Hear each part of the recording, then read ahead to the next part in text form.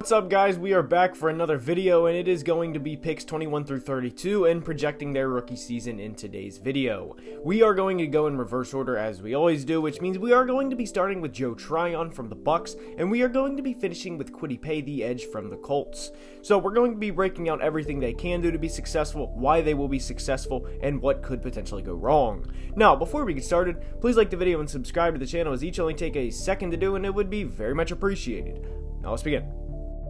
We're going to start today's video with Joe Tryon, the 32nd pick from the Bucks. So, Joe in his rookie year probably will not be the best statistically, as, let's be honest, most pass rushers are not. They usually don't come in and have 14 sacks, and if they do, they are immediate locks for Rookie of the Year, and they are projected to be the next multiple-time All-Pro and multiple-time Defensive Player of the Year award winner. So, with Joe, statistically, he'll probably be in what I would guess is the 4 to 6 sack range, and they're also going to have Schobert and other good defensive players on that line, and I do think this is a pick for the future, because the Bucks are returning all 22 starters from the Super Bowl roster from last year, so they are going to have to eventually replace needs that they're going to soon have, and quarterback is obviously one of them, though they did select Kyle Trask in the second round. But for Joe specifically, I think he'll be in the 4 to 6 sack range, as he will be a rotational rusher more than likely his first year, and he will more than likely enter every game with full energy, which is critical when going up against offensive linemen late in the drive. 31st overall pick was Odafe Oweh for the Baltimore Ravens, and Oweh had 0 sacks in his final year at Penn State, which is obviously concerning, but what is not concerning for him is the traits he showed during his final year there. He is more than just a height, weight, speed prospect, and I have full confidence in the Ravens coaching staff to be able to, coach him up to more than 0 sacks in his rookie year.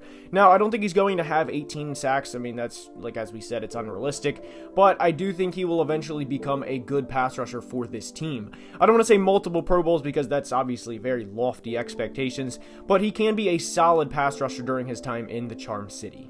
30 was Greg Rousseau to the Bills, and quickly we are seeing the pass rush that was at the end of round 1. Rousseau, I mean, not just Rousseau here, but one of these guys are surely going to hit, and that probably won't be in year 1. I doubt any of these guys go 12 plus, but one of these guys will for sure hit, and I would guess at least one of them, if not multiple, will become Pro Bowlers, and it's just a who's who of who's going to do that, right? So Rousseau, I was not the biggest fan of him pre-draft process because of the hype he had entering the preseason, and obviously he opted out, which I don't fault him for, let's get that clear, but the underwhelming pro day did concern me because that to me showed a lack of effort and a lack of just, I don't want to say care, but it's just kind of like, dude, you had 8 months to prepare for this, and this is what we got. To me was underwhelming. For Greg's rookie season, though, I don't think there's going to be any concerns for that. So, Bills Mafia, do not take what I just said personally, because I just said there is not going to be any concerns of him caring or his effort or anything like that. I do think he's going to see how Bills Mafia cares about football and how serious the city of Buffalo takes it, and really how close they are to a championship, and I think that's going to push him more than ever. So, for Greg's rookie season, I do think he'll be in the 6 to 8 sack range, and I do think he will become a dominant pass rusher between years 2 and year 4.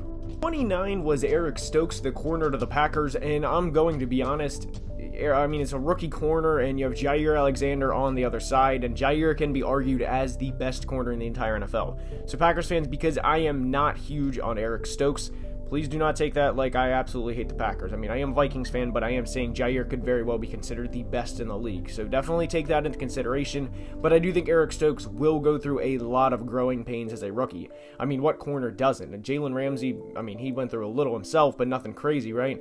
But most corners go through periods where they're just giving up plays left and right. And I do expect the same for Eric Stokes, especially early on, as quarterbacks definitely try and throw at him versus throwing to the other side in Jair Alexander. Darnell Savage playing over the top and really helping him out in coverage, and obviously learning under Jair's wing too, will only help Stokes' development and help him become a good caliber NFL corner. 28 was Payton Turner, the defensive end from the University of Houston, and I kind of see this in a similar way to Marcus Davenport a couple years later. The Saints want a pass rusher to learn under Cam Jordan, and Trey Hendrickson played the majority of last year, had a lot of sacks and got the bag per se, and Marcus Davenport never really developed into what they thought he could be.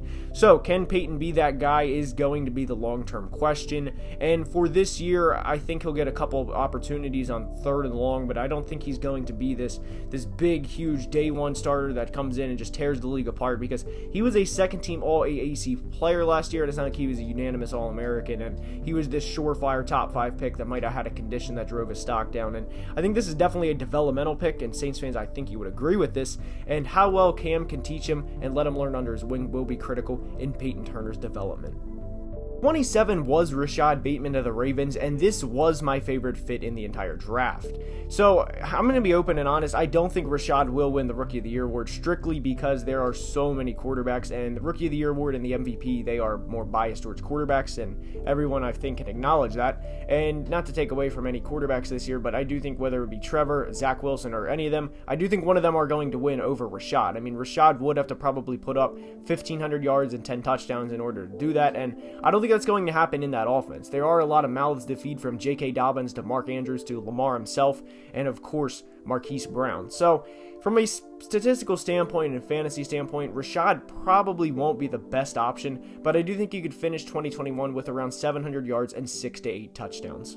26 was corner Greg Newsome to the Browns, and I loved this guy, this player, and I think he fits an entire city, I mean, pretty terrifically. I don't know if there's a player that fits a city more than Greg Newsome in Cleveland, but for his rookie year, Browns fans are probably going to be a little irritated with him, as, you know, like we said with Eric Stokes, rookie corners have a much higher of a learning curve than any other position, because they go from, in Greg's case, playing, and I don't mean this disrespectfully, but Chris Olave from Ohio State, to, in his division, to playing Juju Smith-Schuster, T. Higgins, Tyler Boyd, Jamar Chase, and you see where I'm going with this. Deontay Johnson, don't want to forget him either, and Marquise Brown and Rashod Bateman, and he's going to go up against Jarvis Landry and Odell in practice. So the competition level is a lot higher for Greg in 2021 than it was last year, so he may get burned a little bit early on. I do hope the preseason games certainly season him out a bit, but I do think by the end of the year, him and Denzel Ward will be quickly one of the best corner duos in the entire NFL. 25 was Travis Etienne, the running back to the Jaguars, and this pick is very unfortunate for James Robinson. James was a very productive player on a horrendous team last year, and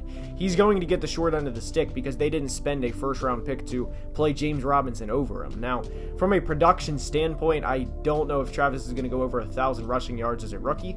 I wouldn't rule it out, but I also certainly wouldn't bet on it either because of James being there. James won't just all of a sudden go from 200 carries last year to 0, because that's certainly not going to be the case, but his role will be gradually reduced over the next few years, which will only blossom Travis Etienne's young career.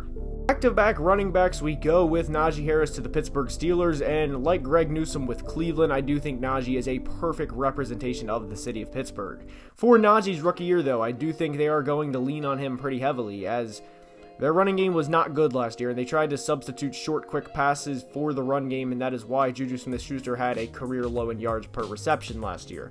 Najee is going to be a good franchise back for at least the next 5 years, and because of how dominant he was at Alabama, I do have a hard time seeing him, be a draft bust. So I do think the possibility of Najee becoming a 1,000-yard back right out of the gate is very strong for him and the Pittsburgh Steelers. 23 was tackle Christiandarasol to the Minnesota Vikings, and with Darasol and all of the other offensive linemen for that matter, it's going to be keeping the quarterback up and healthy. And for the Vikings, they have not done a good job in 3 years of protecting Kirk Cousins. Now, they've done a good job of building receivers and an offense around them, just not the offensive lines. Dakota Dozier and Drew Samia were some of the worst guards in the NFL in 2020. Just go look at any of the gameplay, and especially the Indianapolis Colts game, and you'll see what I'm talking about.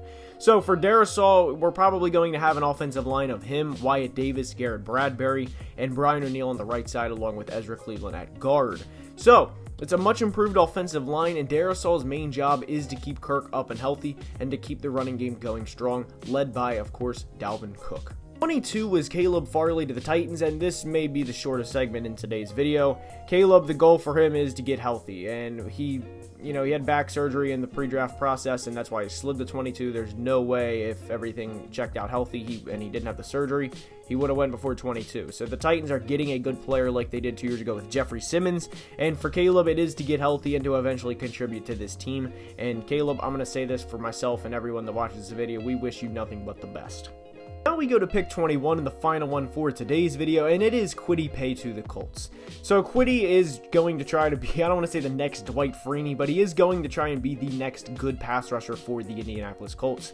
He will have the luxury, and I do say luxury, of playing up against someone in Quentin Nelson's caliber every single day, and that is a benefit for Colts pass rushers, is they get to go up against the best of the best. And yes, I realize Kwity is an edge, so he won't exactly, line up because Quentin is a left guard and Kwity is an edge rusher, but he will have the opportunity to pick someone like that brain and, really get the tricks of the trade of what to do. And I love the opportunity and the potential for Kwity, and really any pass rusher that could have went here. If Jalen Phillips would have went here, love the opportunity and potential for these guys because they get to go up against a good offensive line every single day. And more than likely, most of the time, the guys they go up against in practice are going to be better than what they're going up against in a game.